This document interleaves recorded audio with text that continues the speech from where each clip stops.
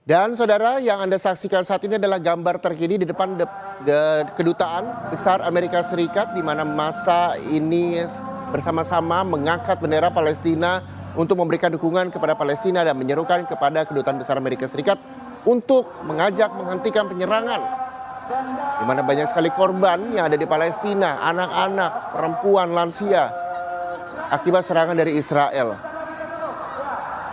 Dan aksi ini diisi oleh berbagai kelompok masyarakat, mulai dari kelompok musisi untuk Gaza, LSM, LBH Indonesia, Perempuan Mahardika, dan organisasi lingkungan Greenpeace. Sejumlah masyarakat juga ikut turun untuk menyerukan dukungan kepada Palestina di depan kedutaan besar Amerika Serikat untuk mengajak menghentikan serangan yang dilakukan Israel kepada saudara-saudara kita di Palestina. Dan saat ini saudara, kita juga sudah bergabung dengan pengamat politik Timur Tengah dan dunia Islam, ada Mas Hasibullah Satrawi. Selamat pagi Mas Hasibullah. Terima kasih pagi-pagi sudah diganggu waktunya di hari Sabtu, dan kita sama-sama melihat bahwa hari ini, pagi hari ini, lagi-lagi aksi bela Palestina kesekian kalinya digelar, dan pemerintah Indonesia pun juga sudah sering dan tegas menyerukan dukungan Palestina, serta beberapa kali membujuk Amerika ini untuk mendengar seruan negara-negara mayoritas mendukung kemanusiaan di Gaza. Apa akhirnya Amerika akan tergerak dari pandangan Anda? Dan Anda dari 2020 juga sempat mengatakan di sejumlah media, dan saya telah membaca bahwa ini bukan hanya konflik Palestina juga Israel saja, tapi ini konflik dunia. Ya, terima kasih Mas Reza. Selamat pagi untuk pendengar dan pemirsa semuanya. Sebelum lebih dalam kita bahas tentang ini, saya ingin memulai dari ucapan selamat hari lahir Pancasila 1 Juni bagi kita semua. Bagi saya Mas Reza, ini adalah penting sebagai perspektif, sebagai nilai kita bersikap, terutama di dalam membela Palestina hari ini dan mengecam tindakan-tindakan elit ataupun pejabat Israel yang sudah melanggar berbagai macam ketentuan. Jadi ini ingin saya ketengahkan terlebih dahulu sebelum lebih jauh, karena saya ingin mengatakan semua sikap kita berkaitan dengan pembelaan terhadap Israel hari ini adalah sikap yang sesuai dengan pijakan kebangsaan kita yang pagi ini dirayakan kemudian diupacarai oleh presiden bahkan sampai anak-anak TK, bahwa kemerdekaan adalah hak segala bangsa, bahwa segala macam bentuk penjajahan harus dihapuskan dari muka bumi karena tidak sesuai dengan nilai-nilai pri kemanusiaan dan pri keadilan. Itu satu prinsip Mas Reza yang ingin saya ketengahkan. Dan yang kedua, saya ingin tidak melambatkan poin yang kedua, karena ini agak berbarengan, kalau kita nggak segerakan takutnya disimpulkan secara salah.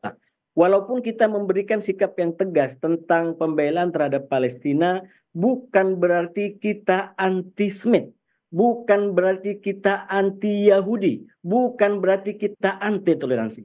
Justru kalau kita menggunakan perspektif Pancasila, Undang-Undang Dasar, pembukaan Undang-Undang Dasar, maka clear yang pertama kita anti penjajahan, dan yang kedua ini sebagai cara Indonesia, cara kita sebagai warga Indonesia turut serta membangun yang disebut sebagai kedamaian dunia, tentu dengan berbagai macam keanekaragaman kelompok, keanekaragaman masyarakat, keanekaragaman suku, bangsa-bangsa yang ada di dunia ini.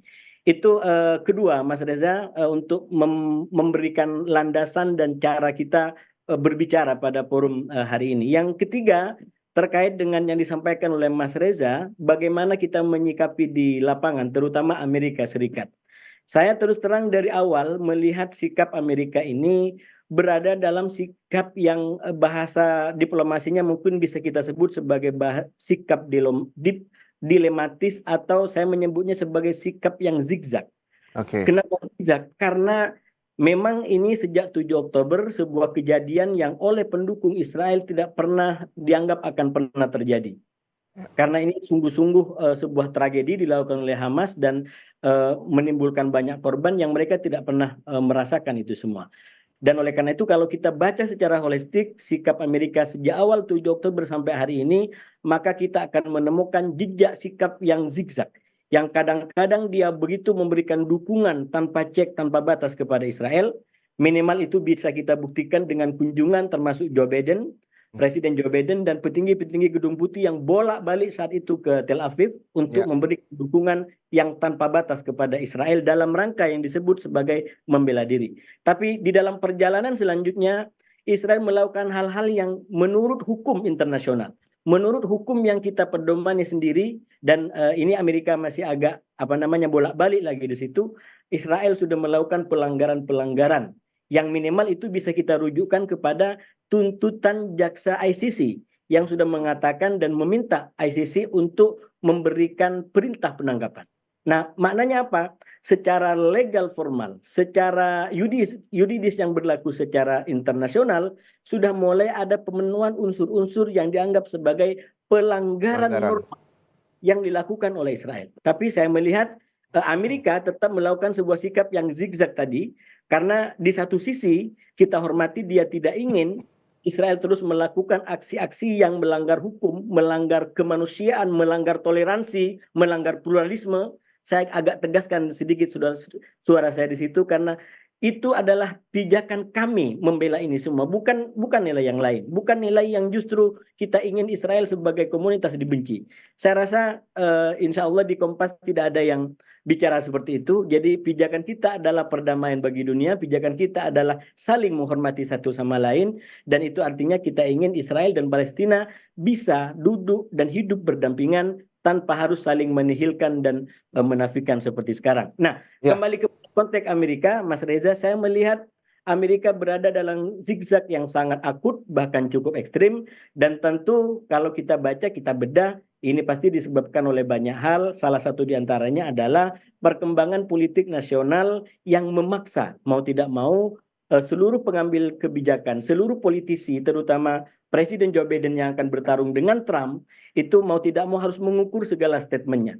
Di satu sisi dia tidak ingin kehilangan pendukung tradisional dari kalangan warga Amerika yang selama ini mendukung mereka, tapi di sisi lain mereka juga tidak ingin katakanlah dapat dukungan dari bangsa-bangsa anak keturunan orang-orang Arab atau negara-negara bangsa-bangsa lain yang katakanlah memiliki hubungan dan menjadi latar belakang dari sebagian warga Amerika yang sekarang punya hak suara.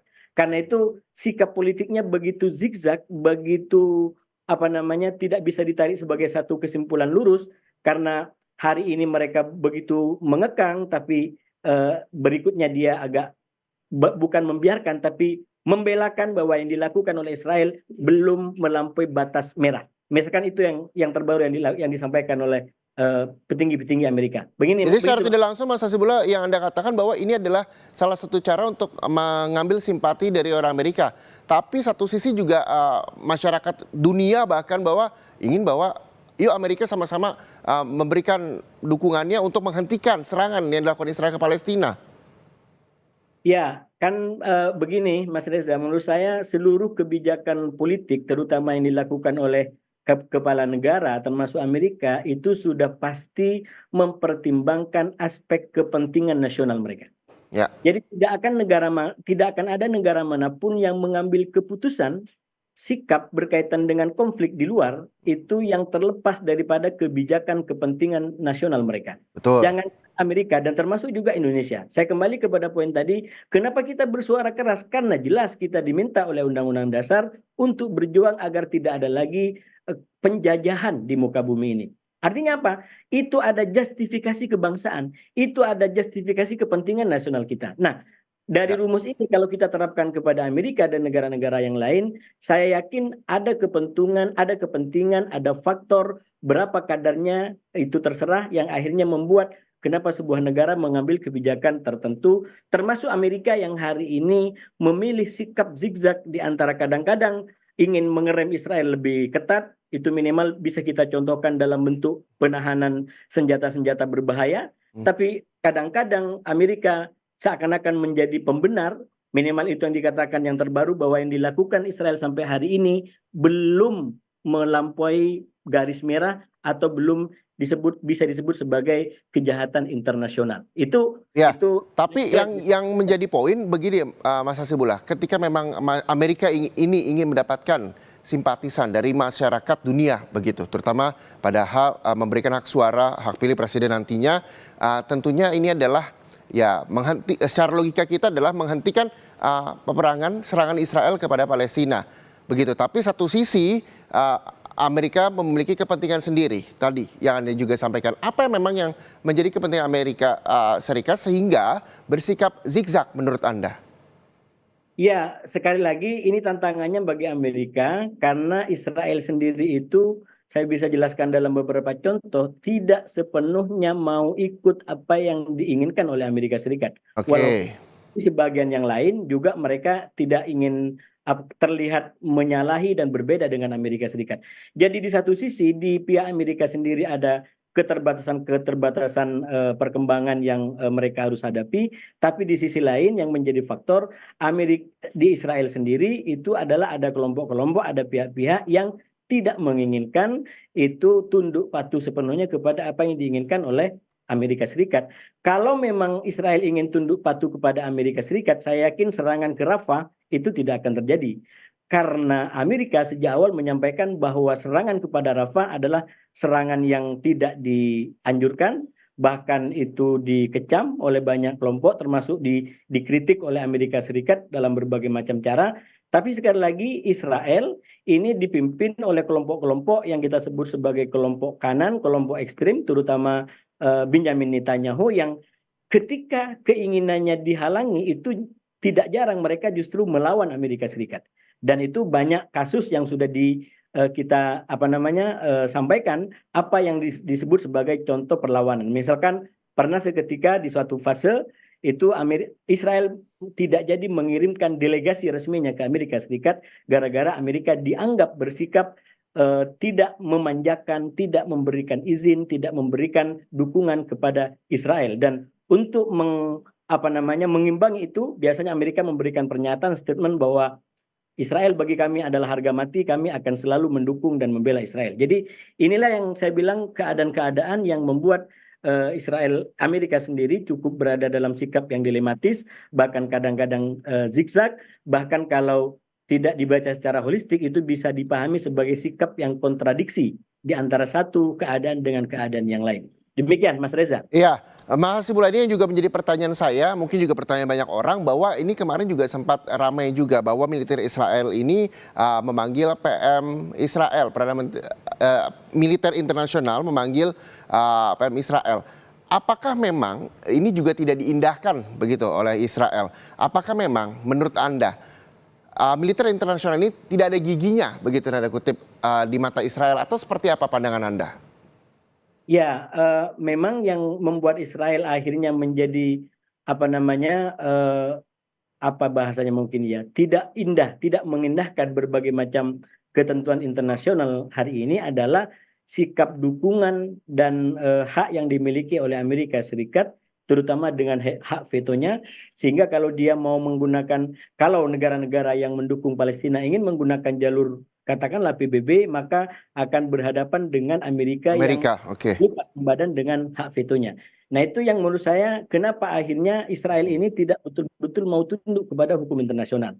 Akan berbeda menurut saya seandainya Amerika, katakanlah sekarang ini kan sudah ada yang pertama ICJ itu sudah memberikan perintah untuk Israel menghentikan serangannya ke Rafah dan ke Gaza secara umum. Nah, tinggal nanti ini di Dewan Keamanan PBB seperti apa. Kalau Amerika tidak menggunakan veto, saya yakin itu akan punya dampak lebih kuat kepada Israel. Atau malah mungkin yang kedua, yaitu kalau ICC, yang Pengadilan Kriminal Internasional itu, kemudian memberikan putusan sela atau putusan sementara yang memberikan perintah penangkapan terhadap Netanyahu. Kalau itu tidak dirintangi oleh Amerika Serikat, saya yakin itu akan mempunyai dampak kepada Israel. Tapi persoalannya jangankan sesudah keluar perintah itu, bahkan Ya. di saat tuntutan diajukan sekarang itu pihak Barat dan Amerika Serikat sudah memberikan statement-statement yang alih-alih menyalahkan dan mengoreksi Israel, tapi justru membela Israel sembari menyalahkan dan mempersoalkan ICC sebagai lembaga hukum internasional yang independen tidak di bawah Perserikatan Bangsa-Bangsa. Begitu, Oke. Mas Reza. Jadi semuanya ini adalah bagaimana nantinya peran Amerika dengan menggunakan hak vetonya terhadap dukungan Israel dan juga ICC yang walaupun sudah ada perintah penangkapan dan sebagainya ini supaya bisa diindahkan begitu ya, Mas Hasibullah. Yang juga menjadi perhatian Mas Hasibullah ini adalah para netizen, terus juga selebritas, seluruh masyarakat dunia ini sangat melihat bahwa All Eyes on Rafah ini menjadi trending topik belakangan. Ini menjadi sebuah perbincangan yang hangat, tidak hanya masyarakat Indonesia khususnya, tapi dunia terkait dengan serangan-serangan yang memang banyak ditujukan oleh Israel ke pengungsian di Rafah. Nanti kita akan bahas ini bagaimana juga salah seorang politikus Amerika Serikat, Nikki Haley, juga dihujat di media sosialnya terkait dengan serangan Israel, bahkan menulis sebuah kalimat di peluru yang digunakan oleh Israel untuk menyerang para pengungsi Palestina di Rafah. Nanti kita juga akan membahas lebih lengkapnya. Jadi Anda tetaplah bersama kami di Breaking News Kompas TV.